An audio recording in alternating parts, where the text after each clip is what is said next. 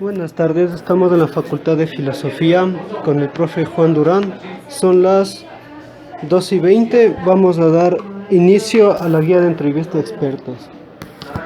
Pregunta número uno. ¿Cuáles son las características sociopolíticas que destacan en la segunda mitad del siglo XX? Bueno, mundialmente hay un proceso que deviene de la Segunda Guerra Mundial, donde Estados Unidos adquiere la hegemonía económica, política e ideológica del planeta. En ese sentido, comienzan a trabajar en su tendencia de expansionismo y de crecimiento económico, atendiendo a Europa, atendiendo a América Latina. Pero en esas coyunturas se ocurre también la Revolución Cubana, y eso abre perspectivas para América Latina.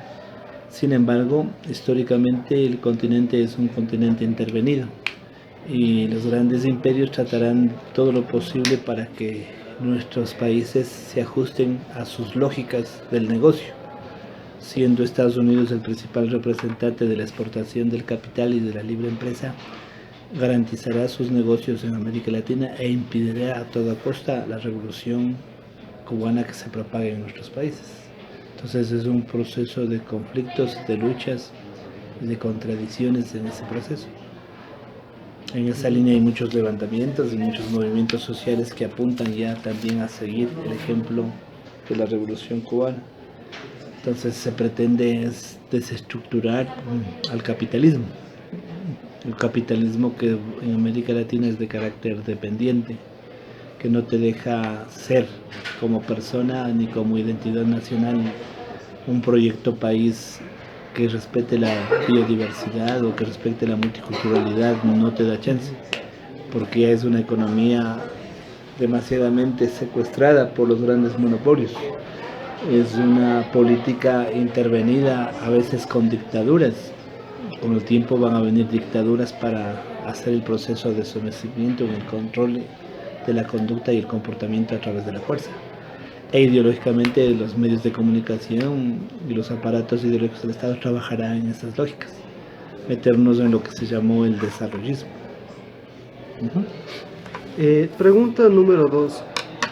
La producción intelectual de Manuel Agustín Aguirre estuvo estrechamente vinculada a su militancia política. Sí, como parte fundamental del Partido Socialista avanzará mucho la crítica hacia lo que es las tendencias de la mercancía, del capital, del dinero, mercancía, dinero, de las tendencias de las grandes transnacionales, del proceso de irrupción o intervención armada de los golpes de Estado. Es un pensamiento que te hace ver las características de un continente, de un país que tiene la cualidad o la desventaja de ser económicamente explotado, socialmente marginado, políticamente controlado, y eso Agustín Aguirre criticará fuertemente, en el sentido no solamente de darte los problemas, sino plantear la solución socialista que siempre se escucha, que debemos derrocar el sistema porque ha creado ya contradicciones miserables en estas épocas. 3. ¿Cuáles son los aportes de Manuel Agustín Aguirre al pensamiento marxista ecuatoriano? Bueno, va contextualizando el asunto de cómo realizar, aplicar el proceso de revolución y cambio social,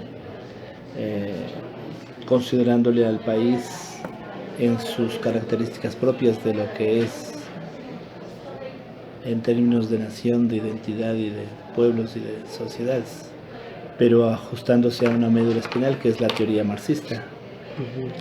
Plantearon hace mucho tiempo que la revolución es el proceso en el cual nuestro país puede apuntar a desestructurar el capitalismo. Entonces, los principios de Manuel Agustín Aguirre es tomando en cuenta el Ecuador y sus características, teniendo como referencia a los postulados de lo que el socialismo científico plantea: la inevitabilidad o la desaparición histórica del capitalismo, la necesidad de su superación, pero no en forma automática, sino mediante la intervención de los pueblos y del proletariado, principalmente en la lucha de conseguir un espacio o un mundo más equilibrado.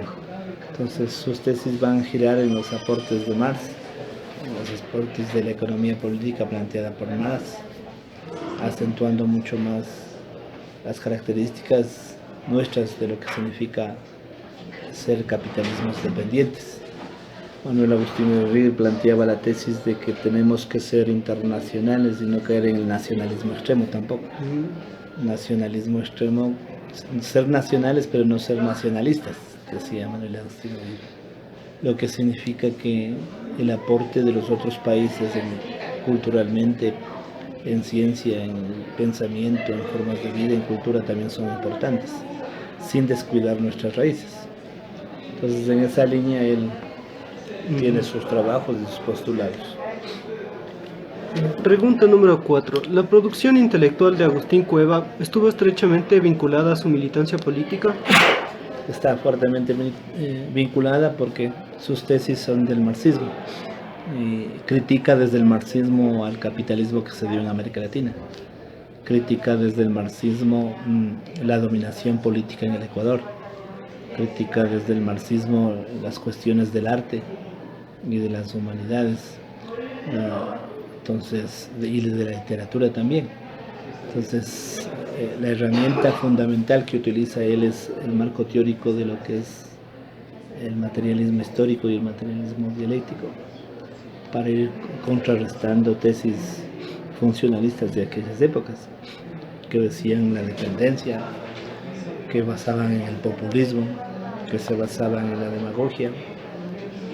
Entonces, él te describe o te explica por qué el Ecuador es como es, cuáles son las contradicciones principales que se dieron en el Ecuador en esos momentos, qué significó el desarrollismo y sus consecuencias en la política y en la educación ecuatoriana.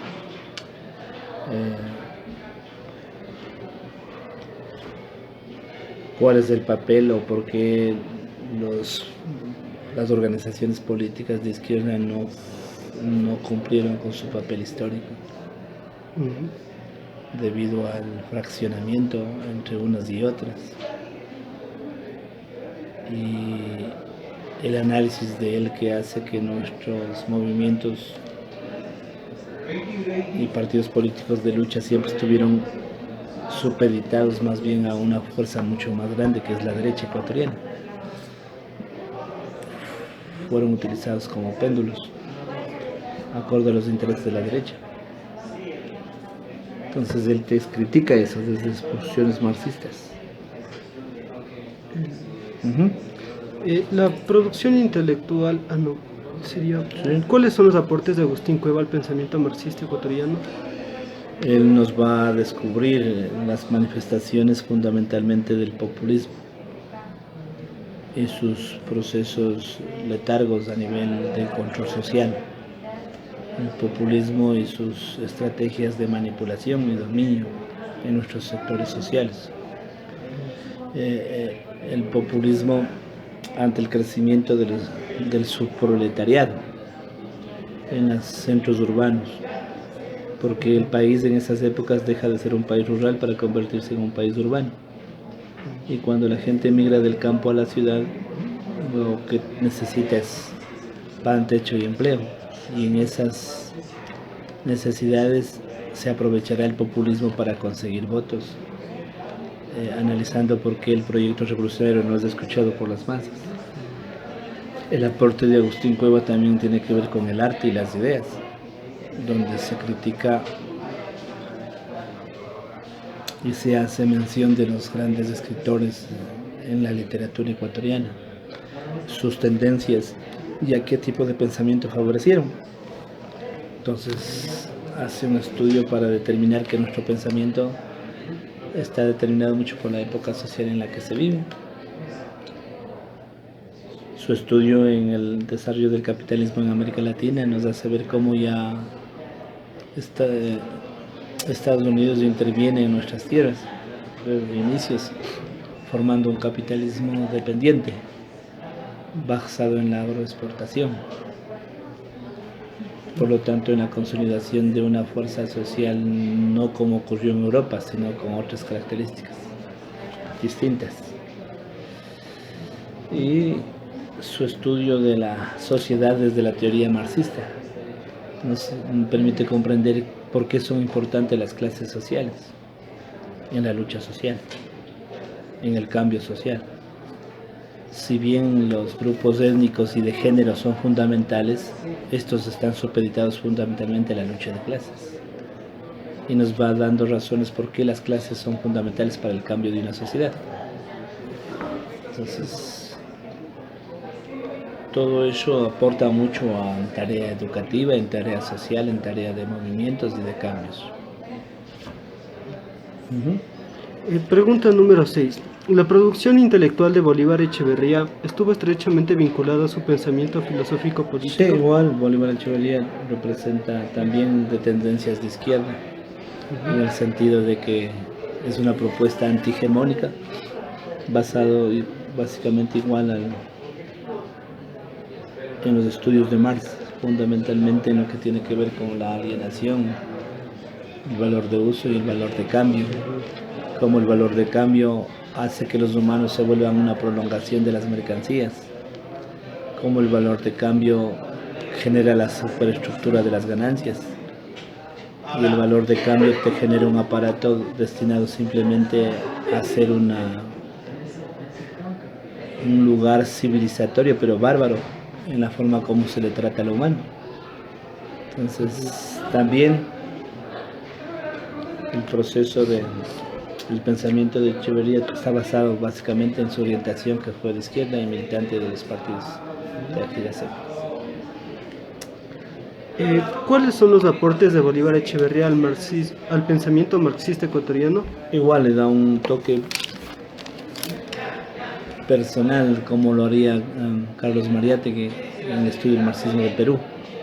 Igual Bolívar Echeverría dará su aporte en el sentido de estudiar el fenómeno del ethos barroco, donde significaba que nuestras culturas, nuestras identidades tienen toda una historia, y esa historia no la ha logrado todavía desbaratar el capitalismo contemporáneo, y es en función de esa historia que no la ha podido desbaratar que hay que afianzarse para hacer el cambio social. Entonces Quito tiene toda una experiencia histórica acumulada en ese sentido de la cultura de la resistencia, de la cultura de la lucha. Y esa cultura de la resistencia es fundamental tomarla en cuenta para superarle al capitalismo. Entonces sus tesis van apuntando a eso. Ese aporte de él tiene mucho significado si es que quieres hacer un proyecto educativo igual, distinto, tomando en cuenta la diversidad cultural, la identidad nacional, los procesos de resistencia de los grupos y movimientos sociales, la cultura nuestra, que en su ser social muestra algo distinto a lo que representa la personificación del capital. Entonces la formación del hombre económico no es 100% realizable en el Ecuador por la presencia de estas culturas. Ese ser económico propio de Europa, que sabe a capital, que sabe a interés, que sabe a cálculo, que sabe a negocio, que sabe a ver el planeta como mercancía, que sabe a recursos financieros, que sabe a dinero usurpador, a corrupción, tiene sus anticuerpos en nuestra cultura ancestral, y eso hay que tomarse en cuenta para el mundo de los cambios y de las transformaciones. Muchas gracias.